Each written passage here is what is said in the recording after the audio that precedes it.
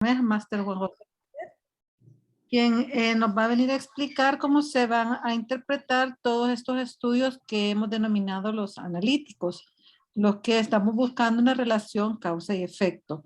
Entonces, para eso no solo es la metodología, sino también cómo se van a interpretar, que ya esto ya va a requerir otro tipo de análisis. Así que con ustedes les dejo ya a Juan José.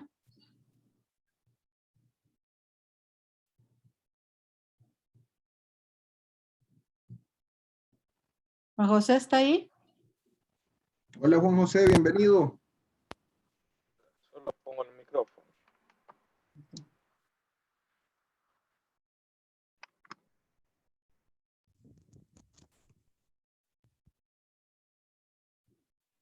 Hola, hola.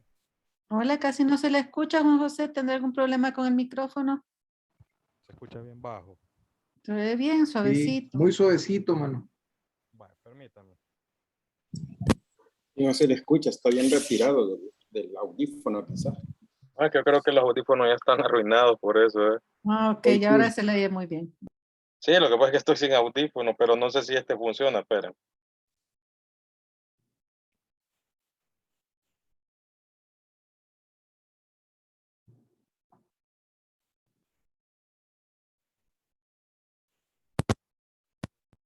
Voy a trabajar sin audífono entonces porque no me funciona. Hoy sí me escuchan, ¿verdad? Poco mejor, sí, claro. Ok. Sí, hoy sí ya bastante bien. Bien, entonces, tengan todos muy buenas noches, ¿verdad?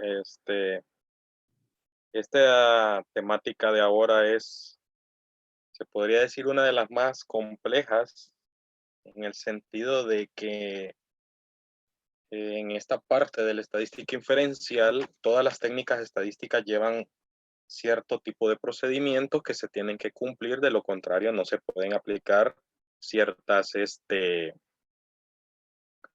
ciertas técnicas estadísticas, ¿no? Como vamos a mencionar ahora lo que es para análisis de datos categóricos, en verdad, como lo conocido del H cuadrado, los OR, los RR, ¿verdad? Por mencionárselo, ya que es un gran listado, ¿verdad? Y nos llevaríamos más de una sesión explicando cada una de las técnicas de análisis de datos categóricos. En eso se mezclan cuando hay una interferencia de una tercera variable que está mezclada entre la variable dependiente y la independiente. Están las pruebas diagnósticas, están los modelos capa, todo esto al final es parte de lo que es la metodología del H cuadrado, porque de ahí parten y ahí surgen diferentes técnicas dependiendo de lo que uno va a encontrar conforme al tipo de estudio que nosotros vayamos a ejecutar. Y cuando tenemos el tipo de variables cuantitativas, ¿verdad? Nos podemos como mezclar un poquito, solo les voy a mencionar un poco referente a lo que es la TED-Study, ¿verdad? Llevan sus supuestos, hay que cumplirlos, si no se cumplen se necesita otro tipo de técnica, ¿verdad? Lo que sucede es de que normalmente a veces, por ejemplo, tenemos variables categóricas y lo primero que se nos viene a la mente es un H cuadrado. Entonces, pero el detalle y el saber cómo se utiliza un H cuadrado, la interpretación y todo lo que conlleva la teoría del H cuadrado hay que saberlo, porque no es simple y sencillamente tengo dos variables cualitativas, entonces listo, me sale un H cuadrado y entonces doy automáticamente los resultados. Hoy se van a dar cuenta de que existen procedimientos donde me permiten a mí determinar qué tipo de chi cuadrado hay, porque existen tipos de chi cuadrados. No es simple y sencillamente como se los mencioné, voy directo a ocupar una chi cuadrada, ¿ya? Entonces, hay que tener mucho cuidado y por eso la estadística inferencial es un poquito compleja, en el sentido de que no se nos deben de olvidar los procedimientos y las condiciones que nos conllevan a poder desarrollar todas estas técnicas inferenciales, ¿ya? Bueno, hablando un poco o introductorio de lo que es la estadística inferencial, uno de los objetivos básicos de la investigación de un determinado fenómeno aleatorio consiste en extraer conclusiones acerca de las características de interés sobre la población objeto de estudio. Acuérdense de que todo esto también lleva un procedimiento. Cuando empezamos a hablar de la población y muestra, entonces nosotros recolectamos la información de la población, si se hace un poco más grande, Entonces buscamos una alternativa con los tamaños de muestra, dependiendo también del tipo de variable que tengamos como fin. Si es una variable cualitativa, si es una variable cuantitativa, así se van a calcular los tamaños de muestra. Y después de haber calculado los tamaños de muestra, procedemos a generalizar eso a la población de estudio, ¿verdad? Y en base a eso, este procedimiento de generalización de la muestra hacia la población es lo que nosotros conocemos como estadística inferencial, ¿verdad? Entonces, tenemos un conjunto grande, ¿verdad? Le denominamos población, tenemos un subconjunto de esa población o universo, que es la que le denominamos población de estudio o población diana, como otros libros lo mencionan, y después de eso vemos la opción de que si vamos o no a trabajar con la población completa, y si lo tenemos un poco grande, entonces optamos por obtener un tamaño de muestra mediante una fórmula ya definida. En base a eso, después de haber desarrollado cada una de estas partes, se utilizan las técnicas de muestreo. O sea, aquí no hay de equivocarse, muestra y muestreo son dos cosas diferentes. Uno es el procedimiento y el otro es la técnica. El procedimiento es la muestra porque en base a eso nosotros calculamos el tamaño de la muestra. Y la técnica o el muestreo es lo que nos va a permitir a nosotros cómo voy a seleccionar a esa gente. En dado caso, sí, nuestro conjunto o nuestra muestra que obtenemos es, es probabilística o no probabilística. Eso lo vamos a determinar nosotros cómo es que vamos a seleccionar a la gente. ¿Ya? Entonces,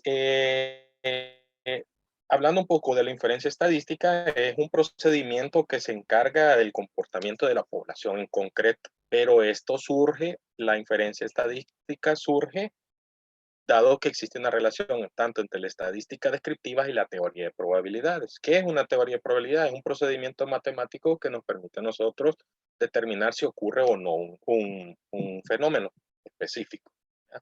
Entonces, en base a eso, se optó por utilizar lo que hoy conocemos como estadística inferencial. La estadística inferencial se puede dividir en tres procedimientos importantes, ¿verdad? Uno es la estimación de parámetros, que pueden ser puntuales o por intervalos, pruebas de hipótesis, ¿verdad? Que ya se ha hablado un poquito en temas anteriores, y predicciones, ¿ya? Entonces son las tres etapas donde la inferencia estadística se divide, ¿verdad? La estimación de parámetros, ¿verdad? La estimación de parámetros no es más que todo que buscar un valor, ya que estimación es calcular un valor de algo y los parámetros es algo que queremos obtener nosotros a partir de la población. Entonces, si partimos de la población y extraemos una parte de ella, lo que le llamamos muestra, entonces nosotros de ese tamaño de muestra queremos ver de que si lo que tenemos en la muestra es representativo de la población, entonces a eso se le llama estimación puntual. Y los por intervalos, ¿verdad? Es aquella donde vemos de que deben existir un valor que se encuentre dentro de determinados parámetros o intervalos de confianza que nosotros lo determinamos.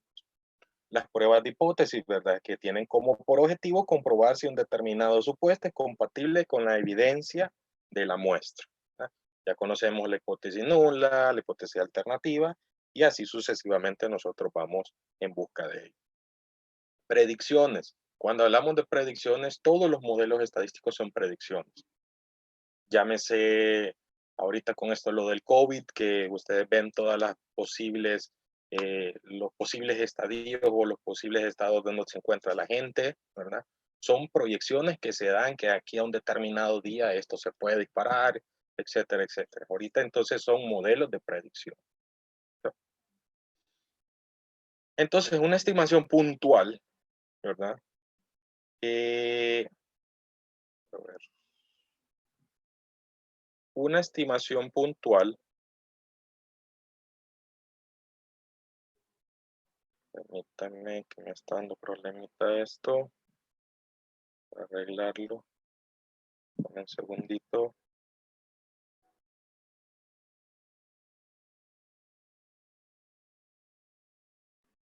Un segundito, ya se lo arreglo.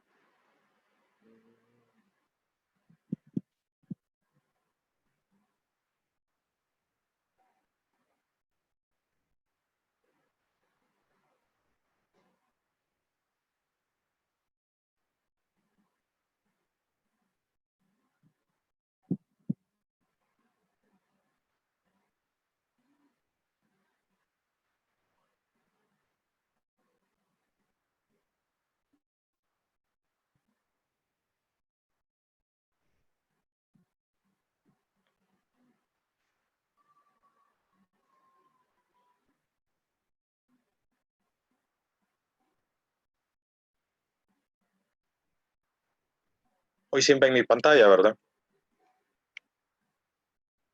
Sí, y la ve. Sí. Sí, Ok, sí, muchas gracias. ya se ve, ya se ve.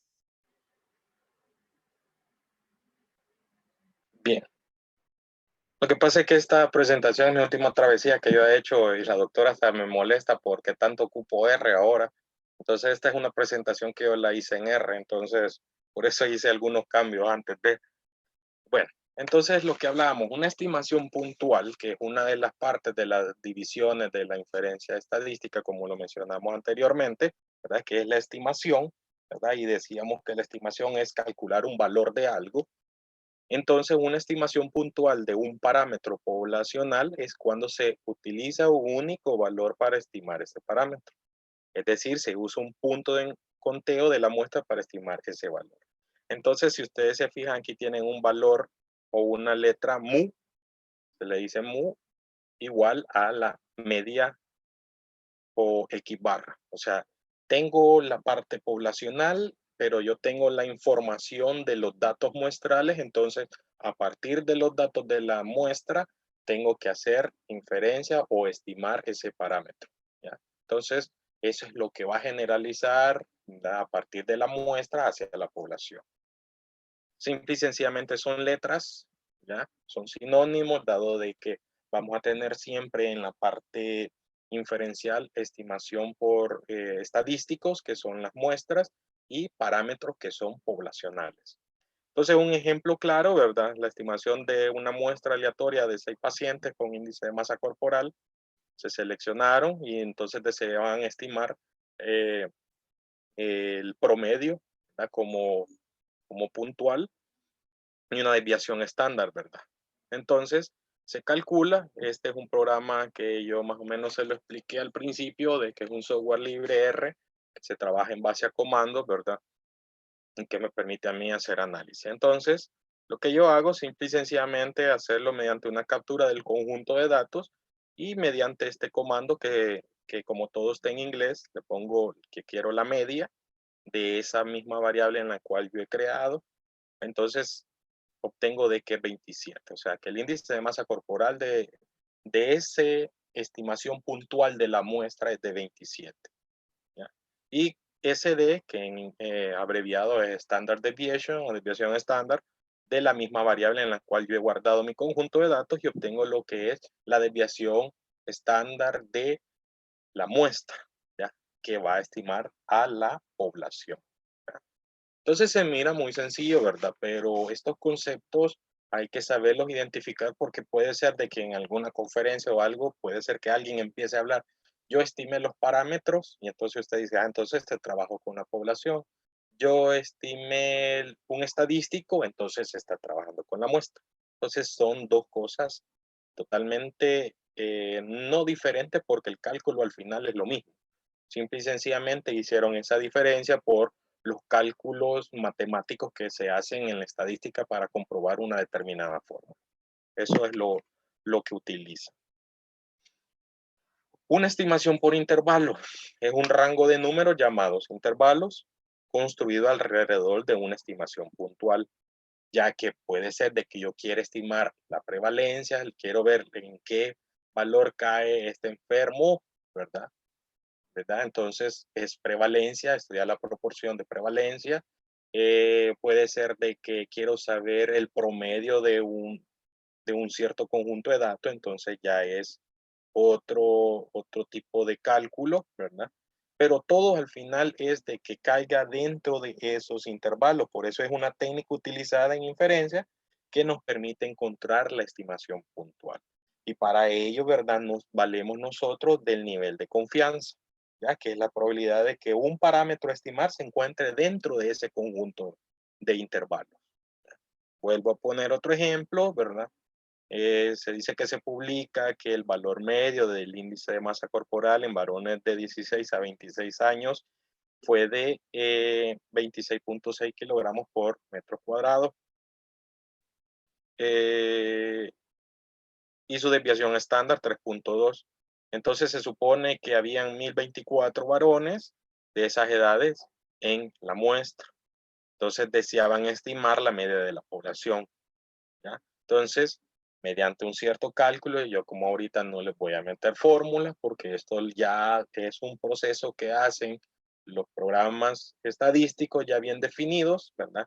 Uno de ellos es el que también yo les mencioné, que es el Jamovi, que es un poquito más fácil en el sentido de que nos va a permitir a nosotros ya no utilizar comandos, sino utilizarlo directamente como que estuviéramos en Excel, pero es un poquito más amplio, dado de que es ya un programa estadístico.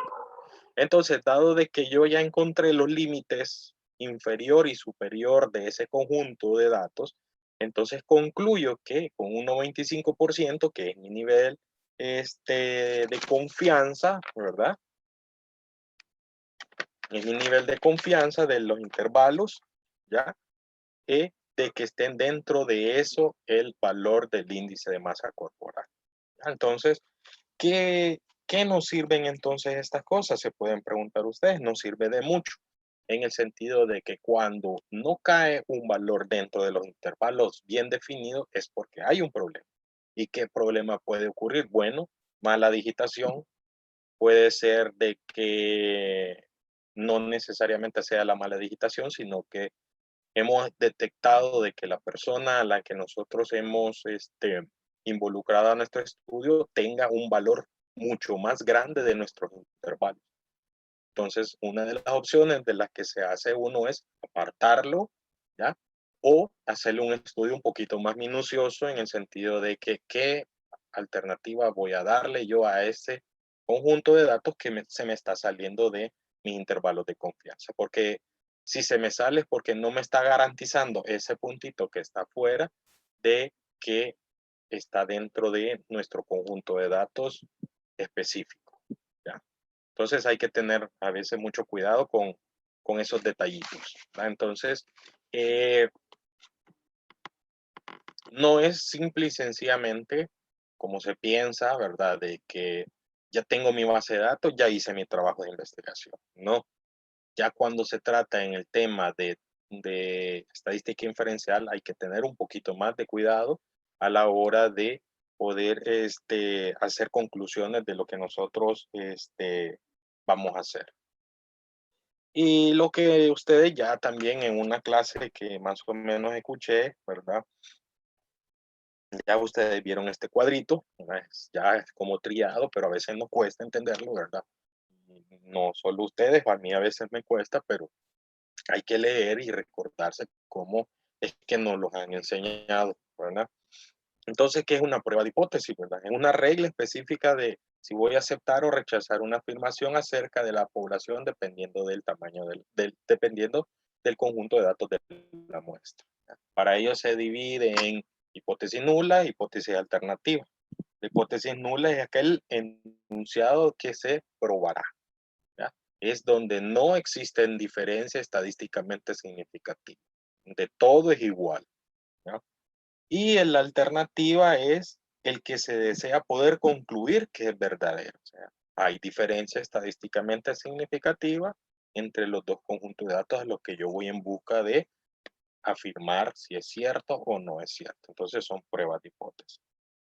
Entonces, basándonos en esos datos de la muestra, ¿verdad? Para determinar si aceptamos o rechazamos esa hipótesis, ya sea la nula o la alternativa, entonces nosotros utilizamos el nivel de significancia, ¿ya? Y el nivel de significancia, el investigador es el que lo define, no lo define ni su asesor, ni cualquier otra persona, lo define el investigador y nadie más. ¿Qué va a suceder? Bueno, van a encontrar niveles de significancia, ¿verdad? Del 1, del 10, del 5%. El más utilizado es el 5% en la literatura internacional, pero no quedan exentos de que se pueden ocupar el 10 o el 1%. ¿Ya?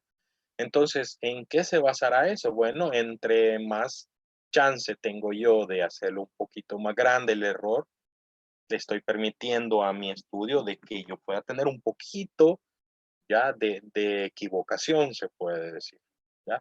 De 100 veces que tiro la moneda, solo un 5% tengo de equivocarme, ¿ya? Entonces, en ese sentido, ¿verdad? Se optó como un parámetro intermedio el 5%.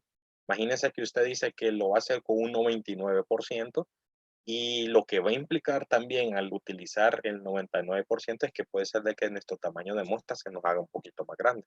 Ya, eso va a implicar entonces tiempo, espacio y dinero. Entonces, todas estas cuestiones al final se relacionan, ¿verdad? Y conocemos los tipos de errores, ¿verdad? Ustedes ya se los han mencionado, ¿verdad? El error tipo 1, ¿verdad? Y el error tipo 2, ¿verdad? Entonces, ¿cómo tratamos de disminuir esto? El error tipo 1 lo tratamos de disminuir haciendo un poquito más pequeño el nivel de significancia, pero eso ya saben que nos va a implicar, ¿ya? Al igual que para controlar el error tipo 2, va a depender mucho del tamaño de la muestra. Entre más grande lo tengamos, sí podemos encontrar diferencias, pero entre más pequeño lo tenemos, no encontramos las diferencias que nosotros andamos buscando y por eso se cometen los tipos de errores, ¿verdad? Entonces, a grosso modo, eso es lo que nos va a permitir a nosotros hacer un mejor estudio. Entonces, en base a eso, ¿verdad? La diferencia estadística o estadística inferencial va a depender de la naturaleza del conjunto de datos que nosotros tenemos. Ahora en una clase me preguntó un estudiante y me dijo, mire, ¿y qué tipo de gráfico es el que me conviene a mí? Y yo le pregunté, va a depender de tu tipo de variable que tengas. Todo ya está escrito. Los gráficos ya se sabe con qué tipo de variables se van. Los estadísticos descriptivos también, qué tipo de variable tengo. Si tengo una cualitativa, yo ya sé que tengo que trabajar con proporciones, con frecuencia y porcentaje. Si voy a trabajar con variables cuantitativas, tengo que trabajar con medidas de tendencia central, ¿ya? Entonces ya todo está establecido. Lo mismo cuando hablamos de estadística inferencial. Todo va a depender de cómo tengo las dos variables. Si una es numérica y una es cualitativa, entonces, ¿qué técnica es la que tengo que utilizar? Si las dos son nominales, ¿qué técnica voy a ocupar? Entonces, eso nosotros lo debemos de tener muy claro. Entonces, en este apartado vamos a hablar un poco de lo que se los mencioné al principio, de lo que es la famosa chi cuadrada. La famosa chi cuadrada es útil para establecer si existe o no una relación entre un conjunto de variables, ya sea nominal u ordinal. Eso va a depender, ¿ya? Ya vemos un cuadro o una tabla de 2x2, que es una tabla de contingencia, otros le llaman tablas cruzadas, ¿ya? Todo al final es lo mismo, una tabla de doble entrada, donde tenemos a los pacientes enfermos y a los pacientes expuestos, donde tenemos a los expuestos y los no enfermos y así sucesivamente hasta completar un cuadrado, ¿verdad? Entonces, las hipótesis que se plantean en una chi cuadrada son la hipótesis nula, las dos variables son independientes o no existe asociación entre ellas. Y la alternativa es las dos variables son dependientes, por lo tanto, si existe una asociación entre las variables, ¿ya? Y esta es la famosa fórmula, ¿ya? Que simple y sencillamente lo que nos está diciendo es los valores observados menos los valores esperados al cuadrado entre los valores esperados. ¿Quiénes son los valores observados? Son los que nosotros obtenemos, son los que nosotros recolectamos la información. ¿Y quiénes son los esperados? Se obtienen mediante esta fórmula. El total de la fila por el total de la columna entre el total del conjunto de datos que nosotros tenemos. Y todo esto ya nos lo solucionó los software estadísticos, ¿verdad? Y esto es lo que yo les mencionaba. Tal vez para unos esto es nuevo, tal vez algunos ya lo han de haber escuchado, pero más no sabían cómo utilizar esta técnica, ¿verdad? Entonces yo se las voy a explicar. Y una de las condiciones que tiene la chi cuadrado, de que las frecuencias esperadas deben de ser mayores de 5. Entonces, ¿qué pasaba cuando tenía frecuencias esperadas menores de 5? Cosa que se pasa por alto cuando se hacen trabajos de investigación, porque simple y sencillamente lo buscamos en una calculadora en línea, introducimos los valores, nos da el valor de chi cuadrado y ustedes dicen que ya todo está bien. Pero ¿qué pasa si en esa que metió usted hubo una casilla donde fue menor de 5 esa frecuencia. Entonces hay un problemita. Entonces hay una manera de poder solucionarlo. Entonces por eso yo pongo siempre esta reglita. Siempre que doy clases de estadística inferencial, siempre pongo esta reglita, esta línea, este trazo. Entonces ustedes deben de ponerse a pensar, bueno, si es mayor de 5, o sea, si nos desplazamos hacia la derecha del 5, hablamos de Pearson, que es la tradicional que nosotros conocemos. Pero ¿qué sucediera si encuentro dentro de las casillas una frecuencia esperada, que ya se los mencioné acá, cómo se calcula una frecuencia esperada? O sea, es A más B, si ustedes ven aquí, A más B, bueno, una imagen, A más B por A, A más C, o sea, el valor de este total, por el valor de este total de AC entre A más B más C más D, voy a obtener en la casilla donde está la A, voy a tener el primer valor esperado.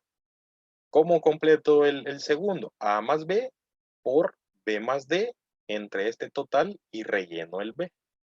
Y así bajo C más D por A más C entre A más B más C más D, obtengo el C. Y así el último, C más D por B más D entre A más B más C más D y obtengo el D.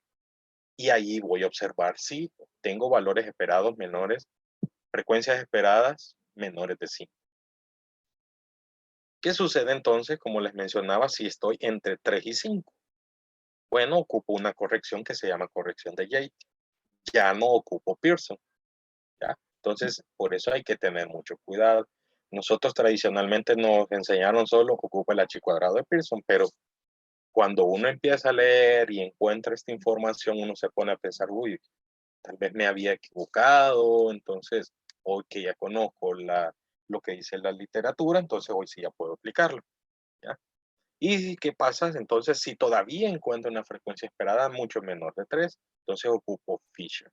¿Ya? Entonces, estos son los 3 mecanismos que me van a permitir a mí utilizar la chi cuadrado. Vamos a ir uno por uno. La chi cuadrado de Pearson dice que es el test de independencia, también conocido como la chi cuadrado de Pearson. Se emplea para estudiar si existe una asociación entre dos variables categóricas, es decir, si las proporciones de una variable son diferentes dependiendo del valor que adquiera la otra variable cuando estos dos son independientes. Es la forma tradicional con que habíamos hablado cuando se plantean las hipótesis.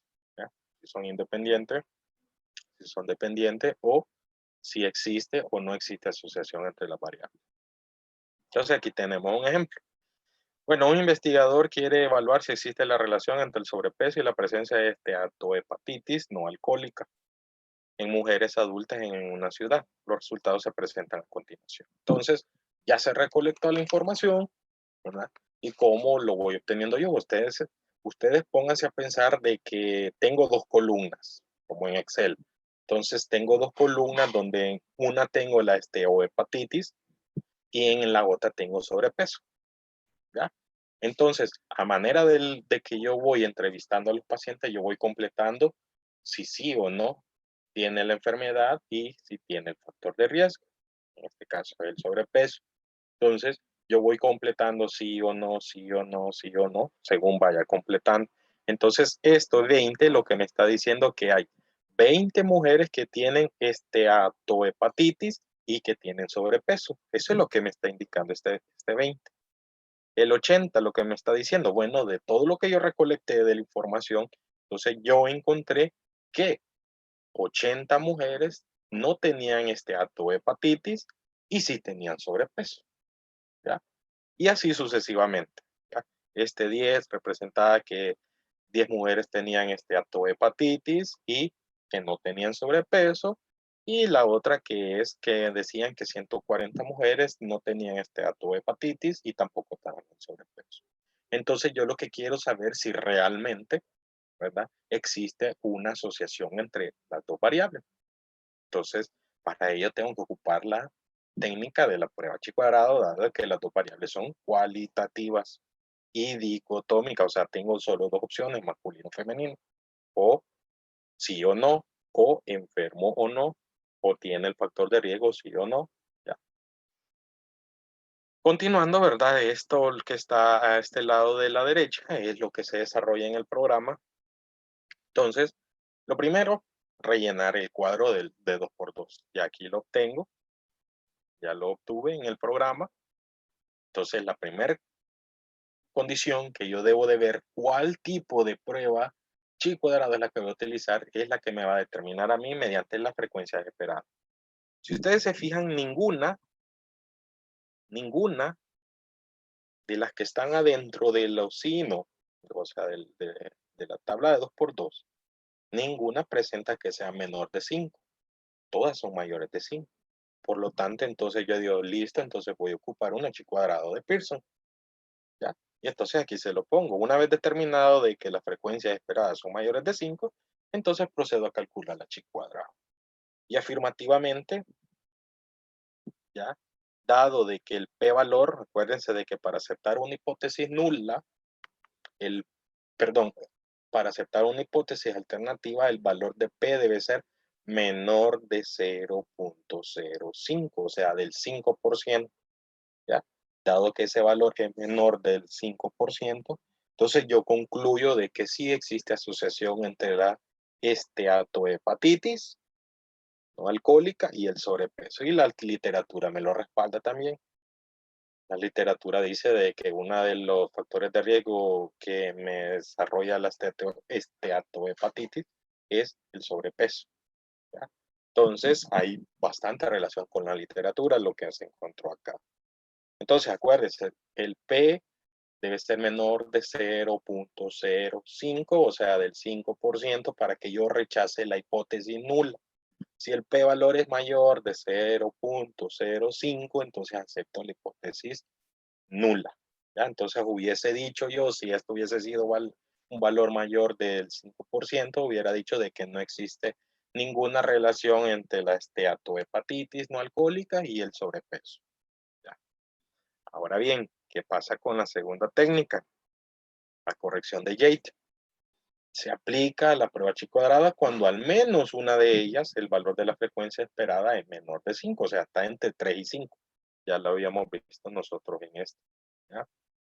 Entonces, hacemos otro ejemplo. Y dice, se desea investigar una posible dependencia entre los síntomas del deterioro psicogenético del pensamiento y la depresión de una determinada población. ¿Ya? Entonces, la enfermedad en sí siempre va a ir en la columna y los factores de riesgo siempre van a ir en filas, ¿ya? Entonces, seguimos el mismo procedimiento, ¿ya? Y lo que encontramos nosotros que afirmativamente hay una que está entre 3 y 5, ¿ya? Hay una que es menor de 5. Entonces, por lo tanto, debo de ocupar la corrección de Yates y no la de Pearson, porque ya me lo dice la teoría. Entonces, una vez ya determinado eso, procedo nuevamente a calcular el valor de la chi cuadrado y he encontrado de que es 0.05. Aquí este es un dilema que el mismo investigador debe definir. ¿En qué sentido? Bueno, se pueden encontrar a veces que estos valores sean mayores de 0.05 o que están muy cercanos a 0.05. O que se aleja un poquito de 0.05. ¿Quién es el que va a determinar al final si acepto ese valorcito? Es el investigador, porque él es el que ha estudiado su trabajo, ¿ya? Él es el que sabe si de verdad lo que está diciendo esta prueba la debo aceptar o la debo rechazar. Entonces, al final, el investigador es el que tiene la última palabra. Si dice, la quito, pero si la quito, la literatura me está diciendo que es un factor de riesgo muy importante. Ojo, no le estoy diciendo de que si hay una diferencia extremadamente significativa, no lo voy a aceptar por eso. O sea, si aquí me hubiese salido un valor de 0.3, o sea, no voy a decir, no lo voy a aceptar. No, tampoco. O sea, me refiero a que si por una milésima se me está alejando y es una variable muy importante, puedo tomar la alternativa de aceptarlo.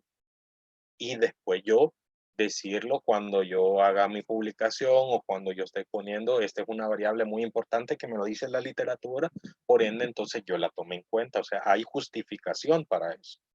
Sin embargo, no tampoco es aceptable, como se los decía, si es un valor de 0.05 o 0.08 y voy a decir, sí, lo acepto porque es una variable importante, porque hay una diferencia abismal en el que si yo lo acepto va a ser un gran error, aunque sea una variable importante, por eso son los estudios.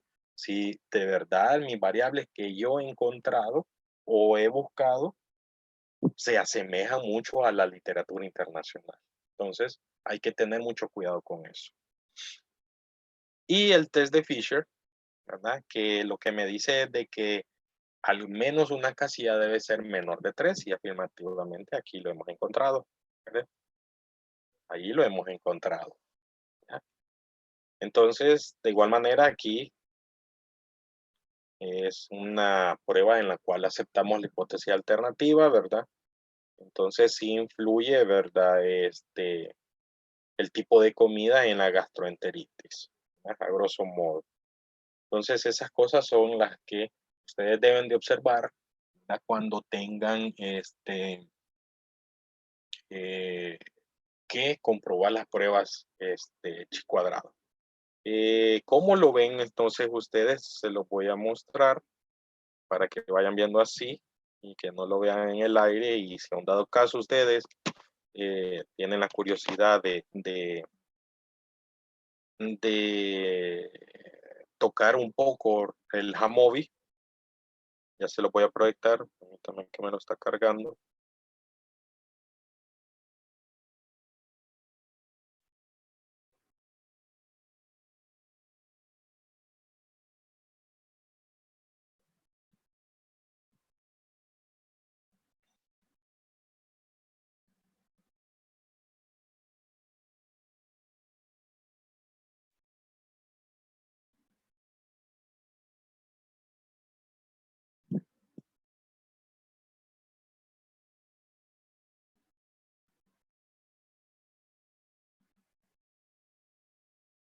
Vamos a ver el Jamovi.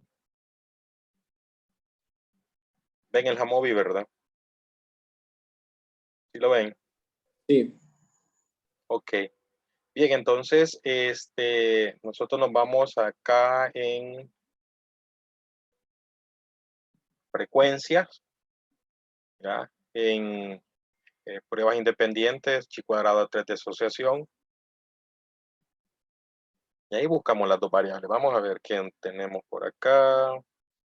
Vamos a poner el género como un factor y la hipertensión como la enfermedad. Entonces ahí, aquí hay que arreglarlo siempre. Me olvido corregir esto. Y que había un valor nulo acá. Vamos a ver, para que no arreglarlo ahorita. Otra. Triglicéridos. Vamos a poner triglicéridos. Igual. Tiene que esta no la terminé de limpiar todavía. Bueno, pero igual lo voy a limpiar para efectos de ejemplo. ¿Dónde estaba?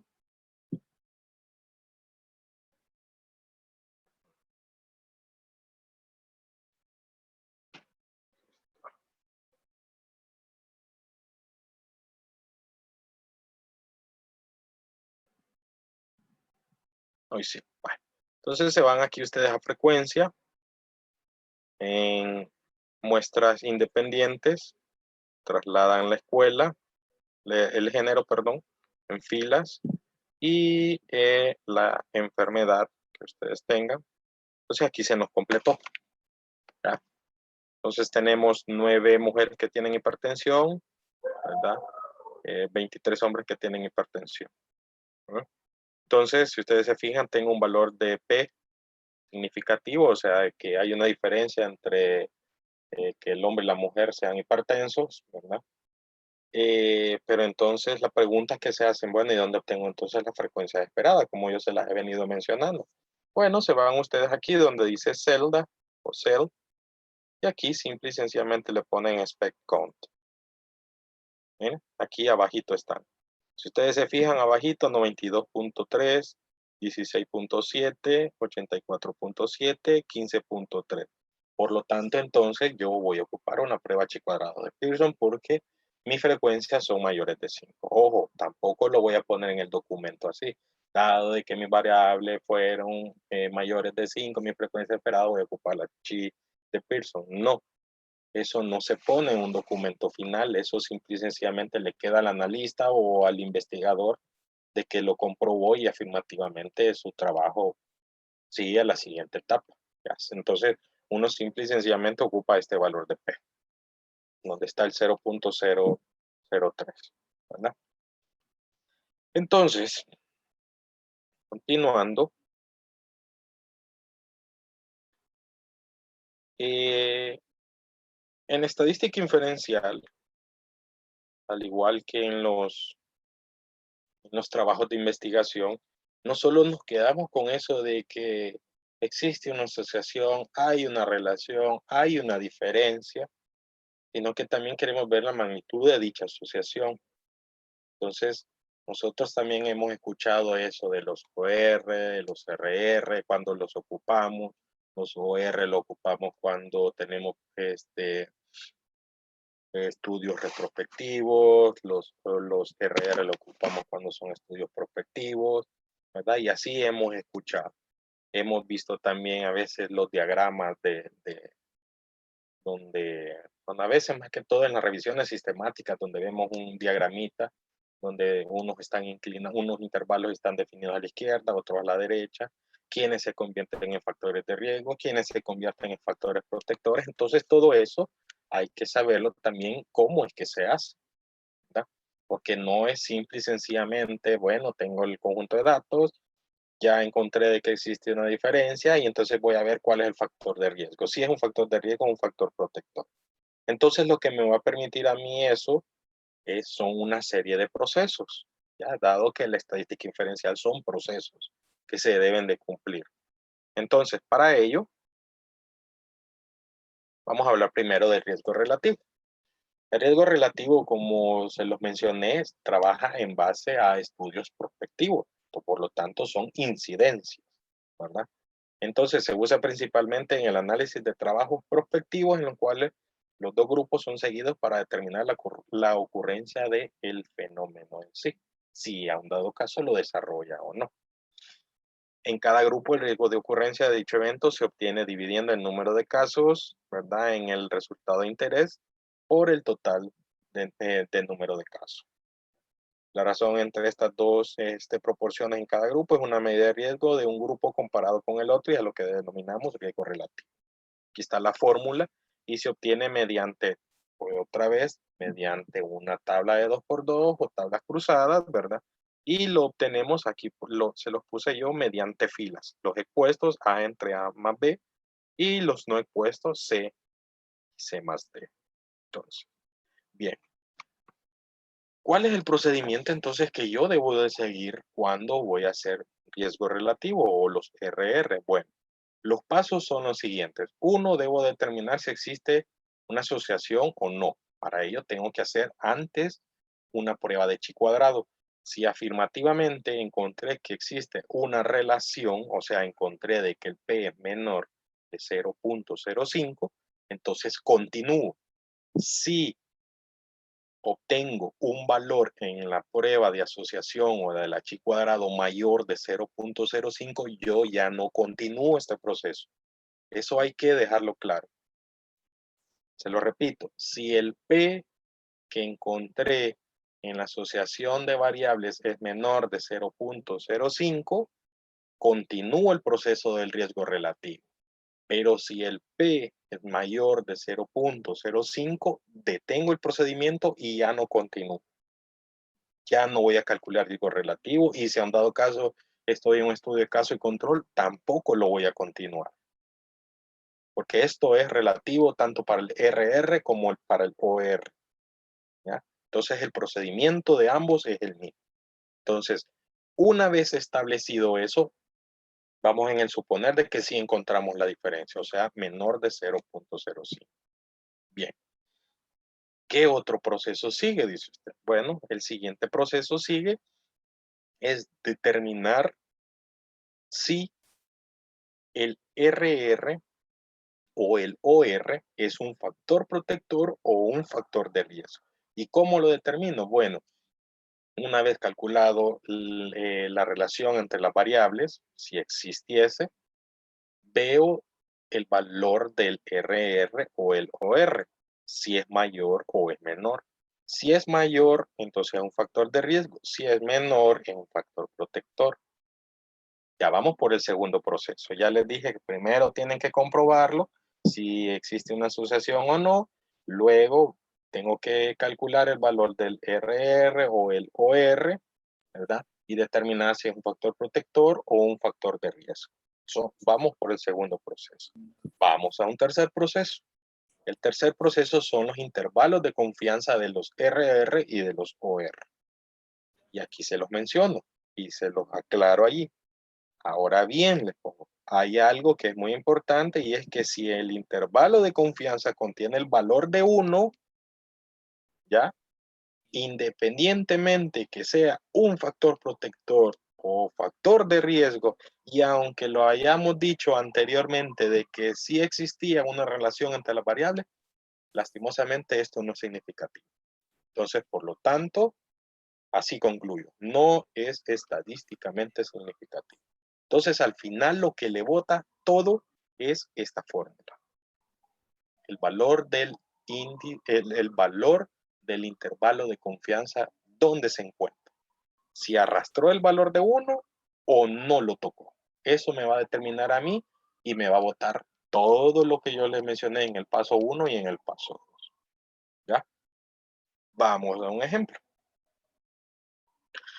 Dice, en la siguiente tabla exponemos los resultados de un estudio de seguimiento donde 853 mujeres estuvieron pasivamente expuestas al humo del tabaco durante la gestación y 1.620 no lo estuvieron y su asociación con el bajo peso al nacer. ¿Ya? Entonces la variable importante aquí es el bajo peso al nacer, ¿verdad? Y el factor de riesgo es que estuvo expuesta o no, ¿verdad? Al tabaco. Entonces hacemos nosotros el procedimiento, ¿ya? Y obtenemos una tabla de 2×2, ¿verdad? Y entonces determinamos que afirmativamente, aquí abajito tal vez no lo ven muy claro ustedes, pero yo ya encontré de que el valor del chi cuadrado es significativo. Ya cumplí el primer paso. Entonces continúo, obtengo el valor del RR y veo de que el valor del RR me salió de 2.71. Entonces yo digo, bueno, el segundo paso que me explicaron a mí, dice es de que si es mayor de 1, ¿ya? Ojo, no es intervalo. El valor del RR o el OR. El valor del RR en este caso es 2.71, es mayor que 1, por lo tanto es un factor de riesgo. ¿Ya? Hoy voy a leer los intervalos. Bueno, como el intervalo es 1.38 a 5.34, no toca el valor de 1. Exacto, no lo toca. No lo toca. Está 0.34 alejado del 1.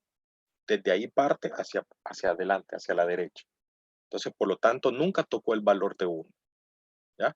Por lo tanto, entonces concluyo que es significativo. Entonces, ya cumplí todo y hoy debo de concluir. Entonces, como yo se los dije de que la lectura de los RR es expuestos entre no expuestos. ¿Ya? Esa es la probabilidad, porque esta es probabilidad. Acuérdense que la inferencia estadística es de la teoría de probabilidad, que es un procedimiento matemático que me permite la ocurrencia o no de un fenómeno específico. Entonces, todo esto es probabilidad. Entonces, ¿cómo concluyo yo? Bueno, significa que las mujeres que estaban expuestas al tabaco tienen 2.71, que ya lo mencioné, 2.71 veces más probable de tener hijos de bajo peso que las que no han estado expuestas al humo del cigarrillo. Entonces, así es como concluyo los RR. ¿Ya? Entonces, como este es un estudio de seguimiento, se llevó un determinado proceso de recolección de la información y al final concluir eso. ¿Ya? Vamos con los OR. Entonces aquí simple y sencillamente, como yo se los mencioné, el procedimiento es el mismo. No se los repetiré, ¿verdad? Porque va a ser ya lo mismo, pero los OR simple y sencillamente se diferencian de los otros, que estos son para estudios retrospectivos, ¿verdad? Entonces, en este caso, se va a leer por columna, o sea, los enfermos, o sea, los casos y los controles, ¿verdad? Intervalos de confianza, aquí están definidos, lo mismo que yo les había mencionado. Y el ejemplo, ¿verdad? Entonces, se realizó un estudio para conocer los factores de riesgo que llevan al desarrollo de hemorragia intraventricular en recién nacidos prematuros atendidos en el servicio de neonatos y cuidados intensivos neonatales del Hospital Nacional Benjamín Bloom. Este trabajo de investigación yo lo asesoré allá como por el 2014, como 2015 más o menos lo asesoré, ¿verdad? Entonces, se hizo una recolección de la información en un estudio de caso y controles. Comprobamos de que sí existía una relación entre los que tenían que desarrollaban la hemorragia intraventricular y un posible factor de riesgo. Habían diferentes factores de riesgo. Yo solo como ejemplo obtuve la sepsis, una infección, ¿verdad? Entonces, obtuve esta información, ¿verdad? Porque había otros factores. Este era uno de los factores de la hemorragia intraventricular. Entonces, calculé y sí existía una asociación, ¿verdad? Entre hemorragia intraventricular y la infección, ¿verdad? De los neonatos. Y encontré de que es un factor de riesgo, es 3.77. Además de que los intervalos de confianza no tocan el valor de 1 otra vez. Entonces, por lo tanto, yo concluyo de que son significativos y por lo tanto digo de que los niños prematuros expuestos a la infección, ¿verdad? Tienen 3.77 veces más probable de desarrollar la hemorragia intraventricular que aquellos que no están expuestos a la infección, ¿verdad? Entonces, en ese sentido, ¿verdad? Gaby, Alguien tiene el micrófono. Entonces, es así como concluimos esa etapa de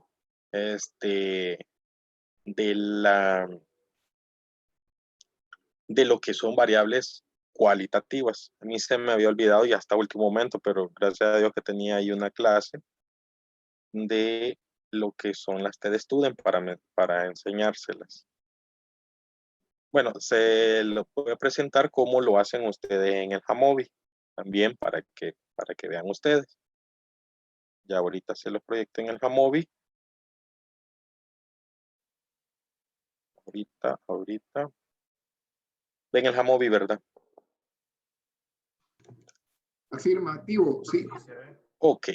Continuando con el mismo ejemplo, ya habíamos dicho el primer procedimiento que habíamos hecho de que queríamos ver si existía una asociación o no entre ser hombre o mujer desarrollaba o no la hipertensión.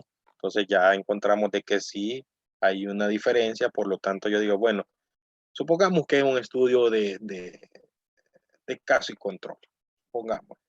Entonces me voy aquí a estadísticos y aquí nosotros le podemos poner, miren, quiero el odds ratio. Entonces aquí me lo hace, miren, hasta con los intervalos de confianza, ¿ya?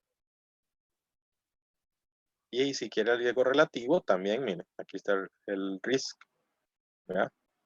Entonces, puedo concluir con el riesgo relativo, y aquí están los intervalos ya definidos, con un riesgo relativo, un estudio de seguimiento, imagínense que fue un estudio de seguimiento. Entonces, puedo concluir, ¿verdad? De que dado de que este es un factor de riesgo, ¿verdad? De ser hombre o mujer. En este caso hay que hacer un poquito un estudio más minucioso. Entonces tiene la probabilidad, se podría decir, un hombre, ¿verdad? Puede tener más probabilidades de desarrollar la hipertensión que la mujer, ¿verdad? Se puede decir una de esas conclusiones, ¿verdad? Hay que hacer un estudio un poquito más minucioso, dado que los intervalos, ¿verdad? No tocan el valor de uno otra vez, ¿verdad? Entonces, ya tienen ustedes esas opciones, ¿verdad? Siempre hacen lo mismo, se van a estadístico y aquí van a obtener si quieren los ratio o los RR, si quieren los intervalos de confianza, ¿verdad? Si quieren los valores esperados, los porcentajes por fila, por columna, entonces ahí lo van a obtener. Bien. Entonces hoy vamos a hablar un poco, a grosso modo, este es un poquito más pesadito, que son los comparaciones de media. Ven la pantalla, ¿verdad? Comparación de medias. Sí, Sí, ¿verdad? se mira. Ok, Sí, se ve. bien. Bien, en muchos estudios es necesario comparar ciertas características de dos o más grupos. Eso va a también depender mucho. En este caso vamos a hablar solo cuando tenemos dos grupos. Cuando se habla ya de más de dos grupos, hablamos de estudios multivariantes o podemos hablar también de estudios de análisis de varianza, ¿verdad? En tal caso sería, por ejemplo, si pensamos que un tratamiento puede tener un mejor porcentaje de mejoría que otro estándar. Eso va a depender del tipo de hipótesis que nosotros nos planteamos, ¿verdad? Dado que puede ser unilateral o bilateral nuestra hipótesis. Y eso lo va a definir el investigador si va en busca de mejoría o que hay una diferencia entre dos tratamientos o lo que anda en busca.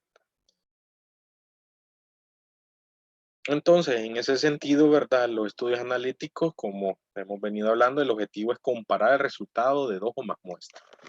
Por lo tanto, en general, lo que se desea saber es si las dos medias, dado que ya tenemos una variable numérica, son iguales o diferentes desde un punto de vista estadístico, siempre y cuando ellas tengan una distribución normal. Entonces, hoy ya aquí hablamos ya de otra terminología, desde que si son normales o no son normales. Y eso nos va a definir realmente cuál técnica estadística es la que yo voy a utilizar. Y estos son los supuestos que se deben de cumplir. Ya ves, se agranda un poquito más. Entonces, la variable cuantitativa se debe distribuir normalmente. La variable cuantitativa es la variable importante en este caso. Puede ser el índice de masa corporal, puede ser la edad, puede ser cualquiera que sea número. Las varianzas de la distribución de la variable cuantitativa de las poblaciones deben de ser homogéneas, o sea, iguales. No debe de haber heterogeneidad, o sea, una esté disparada más que la otra. Hay que ver eso. En cuanto a los supuestos, el más importante y el más destacado que nosotros debemos de tener presente es el 1. O sea, deben de estar normales. Y para ello existen técnicas estadísticas.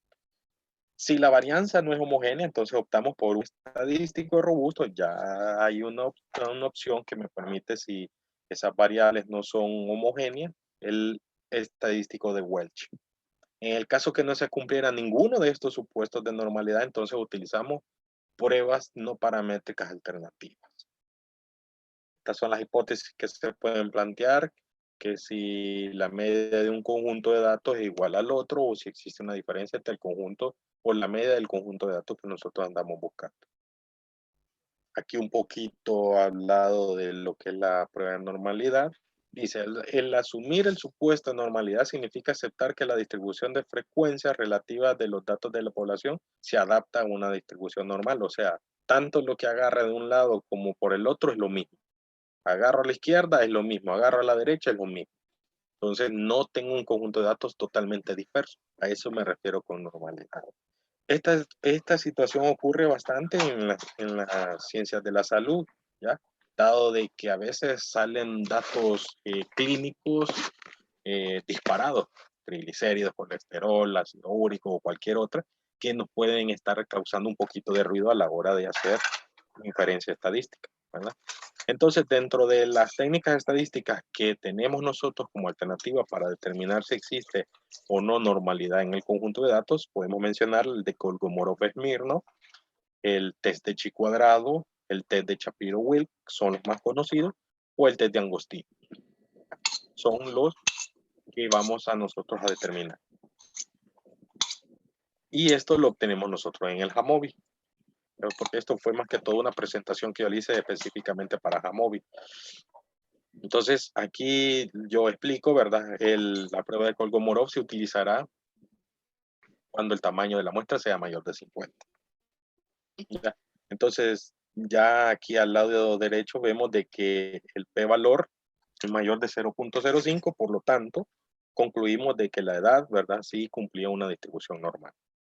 Ya no es tanto de gráfico, sino que con pruebas estadísticas. A veces, a simple ojo, se hace por medio de gráfico, pero no me garantiza a mí de que si afirmativamente nuestro conjunto de datos es normal o no. Y el de Shapiro-Wilk se utiliza cuando muestras son pequeñas, ¿verdad? Entonces,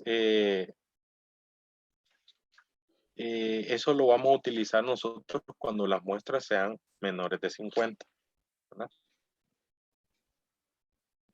Análisis de homogeneidad de varianza. Ya se los había mencionado de que si llegase a fallar alguna de ellas, entonces utilizamos el de Welch. Aquí están las técnicas. Aquí están las fórmulas. El tamaño del efecto que van a tener cada una de ellas. Y cuándo es que vamos a utilizar muestras independientes o muestras relacionadas, ¿verdad? Y en dado caso, las alternativas, esta paramétrica es cuando yo ya hice los supuestos de que la variable importante es normal, que las varianzas son iguales, y entonces, por lo tanto, opto por una T de Student de muestras independientes. No es solo porque es una T y directamente. No, hay que ver los supuestos antes de saber si voy a ocupar o no. Si no se cumplen estos supuestos, entonces tengo las alternativas como la U de Mann-Whitney o el test de rango de Wilkinson. Para muestras independientes, ¿verdad? Estas son las hipótesis que se puede tener, que si son, la primera es bilateral y las dos siguientes son unilateral izquierda o unilateral derecha. Eso va a depender de lo que va en busca el investigador. Entonces aquí teníamos un ejemplo, ¿verdad? Siempre la misma base de que ya se las he venido enseñando, ¿verdad? Entonces, vemos que queremos hacer una comparación que si la media del índice de masa corporal, el del hombre y la mujer es igual o no, si existe una diferencia o no. ¿Ya? Aquí está la hipótesis. Vamos a muestras independientes en el Jamovi, ¿verdad? Muestras independientes test. Y luego vemos, trasladamos la variable numérica, trasladamos la variable categórica, o sea, ya aquí ya no son dos variables cualitativas, sino que tenemos una numérica y una categórica. Entonces aquí están primero las hipótesis, ¿verdad? Dado de que el p-valor es menor de 0.5, entonces decimos de que las varianzas no son iguales. Entonces debemos de buscar una alternativa, pero sí comprobamos, y lo más importante, de que el p-valor sí fue mayor de 5, por lo tanto sí acepto de que es normal. Esto es por eso les decía, es bien complejo y en una sesión a veces no queda muy claro hasta que uno tiene una base de datos y la está trabajando, ¿ya? Tiene que sacar cada uno de estos ítems y comprobarlos y ver si me cumplen o no me cumplen, ¿verdad? De aquí tenemos, dado de que encontramos de que no son varianzas iguales, entonces ocupamos el test de Welch. ¿Ya? Ya habíamos dicho acá, ya habíamos dicho en la teoría, acá en esta teoría. Aquí está, amigo. Es una prueba paramétrica muy similar a la T de Student que se va a utilizar cuando las muestras tengan varianzas diferentes. Y dado de que eso ya lo comprobamos acá, estas son varianzas diferentes, por lo tanto ya no es una T de Student, sino que lo que yo tengo que ocupar es una test de Welch, ¿ya? Entonces, si ustedes se fijan, no es solo de introducir los datos y creen que ya tienen el resultado, sino que hay que analizarlo y sacar los resultados convenientes.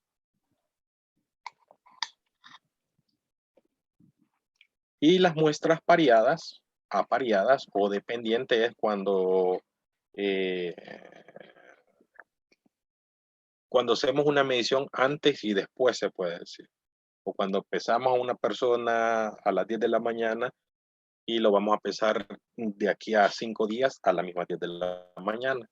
O puede variar la hora, eso no importa, pero hay un antes y un después. ¿Ya? Eso es una prueba dependiente. Y lleva el mismo procedimiento. ¿Ya? Debo de comprobar de que el P, entonces los datos son normales, por lo tanto tengo ya un valor de P, el tamaño del efecto, y es lo que yo al final determino, ¿verdad? Determino realmente qué es lo que yo voy a hacer con ese conjunto de datos. Entonces, lo que les digo es de que todas estas pruebas es de practicarlas, no es por el hecho de que, como se lo he venido mencionando desde el principio, no es de que ya tengo el conjunto de datos y ya tengo que hacer esto. O llegan de un solo, mire, yo voy a ocupar una TD Student, pero ¿en base a qué vas a ocupar una prueba de TD Student si no tenés las variables? Por eso desde el principio yo les decía, hay que ver la naturaleza de las variables con que yo voy a trabajar. Y eso se ve desde la construcción de un protocolo. ¿Ya? ¿Qué es lo que yo voy a hacer con mis variables? ¿Ya? Entonces, todo eso hay que corregirlo. Y aquí les voy a dar un poco, ¿verdad?, de lo que realmente la estadística hace. Ya ustedes han visto en las noticias, en los diarios, en internet, donde sea. Entonces yo hice un poquito utilizando otra vez R, ¿verdad? Un poco de lo que da la información del MinSal y la Universidad Johns Hopkins, ¿verdad? Que es la que maneja todo este conjunto de datos. Entonces yo obtuve toda la base de datos a nivel mundial, ¿verdad? De todas las personas que han sido detectadas con COVID, en El Salvador específicamente.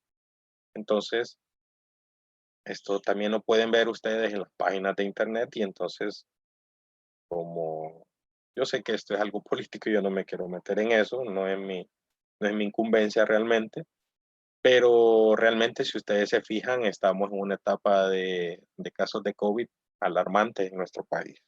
Entonces, hay que tener mucho cuidado, ¿verdad? Con esta enfermedad, ¿verdad? Y hay que tomar las medidas necesarias, tratar en la manera de lo posible de andar bien protegidos siempre para evitar de que nosotros aparezcamos en estos puntitos ya que son súper altos, todos estos picos que ahorita se están dando. Y también a nivel, todo esto es información de la Johns Hopkins, de la Universidad de Johns Hopkins, ¿verdad? Todas estas son las dosificaciones que se le han dado. Si es parcialmente es porque se les ha dado una dosis y totalmente es cuando se les ha dado dos dosis. Entonces, esto es El Salvador en el 2021, ¿verdad? En el 2000, allí como por febrero más o menos, no, ahí como por septiembre hicieron esta predicción los de Johns Hopkins, ¿verdad? Entonces aquí tenemos la curva de las personas parcialmente vacunadas, o sea, tenían solo una dosis, y teníamos la de los que estaban full vacunados, o sea, tenían doble dosis. Ahorita, según la información de lo del MinSal, ahorita con la primera dosis terminaron bueno, habían vacunado 4 millones y algo.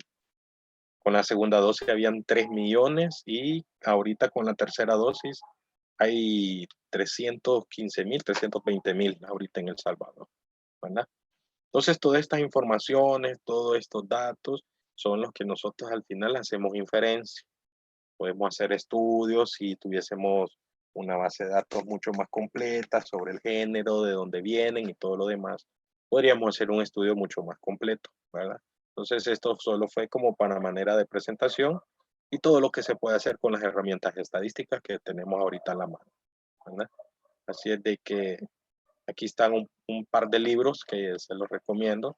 Está la metodología ya esto ya lo han de haber escuchado, la de Arjimon Payes, que lo pueden descargar, un book médicos. Ahí está la metodología, métodos de investigación clínica y epidemiológica, ¿ya? También tenemos este libro muy bueno, el de Blair. Este es más que todo teoría, ¿verdad? si se quieren empapar un poco de bioestadística. Este también es un buen libro de bioestadística. Ya, bioestadística amigable, ahí vienen bastantes ejercicios y cómo se lo va explicando poquito a poco, ¿verdad? Entonces, aquí están mis contactos, mi WhatsApp, por si quieren alguna asesoría o algo por el estilo, con mucho gusto yo los atiendo, ¿verdad? Y agradecerle a la doctora Virginia, ¿verdad? Por esta oportunidad que me dio de poder compartir un poco de mis travesías, ¿verdad? Que yo hago con R y con la estadística, con la bioestadística, ¿verdad? Y no sé si tienen alguna pregunta. No, nada más agradecerte, Juan, de verdad el tiempo que te has tomado en ayudarnos con tantos y tan importantes temas. Muchísimas gracias de verdad de parte de la asociación y de parte de todos los compañeros. No, gracias a ustedes y cualquier cosa estoy para colaborarle. Igualmente, muchas gracias, Juan José. Gracias por todo, por estas dos clases que dices en el curso. Y bueno, esperamos que la investigación mejore por la parte metodológica y estadística también y empecemos a publicar mejores datos. Agradecerte también tu introducción a los nuevos softwares que existen, porque los softwares pues comprados dificultan un poco el acceso, pero también la comprensión de los mismos, ¿verdad? No solo es de hacer la base y empezar a usar los tests según como uno crea, sino con la teoría de base. Así que quiero agradecerte nuevamente. Y no sé si tienen preguntas, pues si no, de todos modos hemos quedado que vamos a dar un repaso. El jueves tienen clase con el doctor Will Clara, creo que van a volver a ver los riesgos ahí, y también el NNT, los riesgos relativos, riesgos absolutos y NNT. Y después van a tener de regresión logística con el doctor Vidri. Así que sí se les va a reforzar un poco más esta parte. Entonces agradecerles a todos y descansen y como dice Juan José, pues cuidarse, porque aquí no lo están diciendo, pero ya las estadísticas, aún las de Inglaterra, que parece que ahorita estamos en la mayor tasa de inseminación viral. Ok, muchas gracias. Cuídense Muchas gracias a todos. Feliz noche. Cuídense. Nos vemos el jueves. Perfecto. Chao.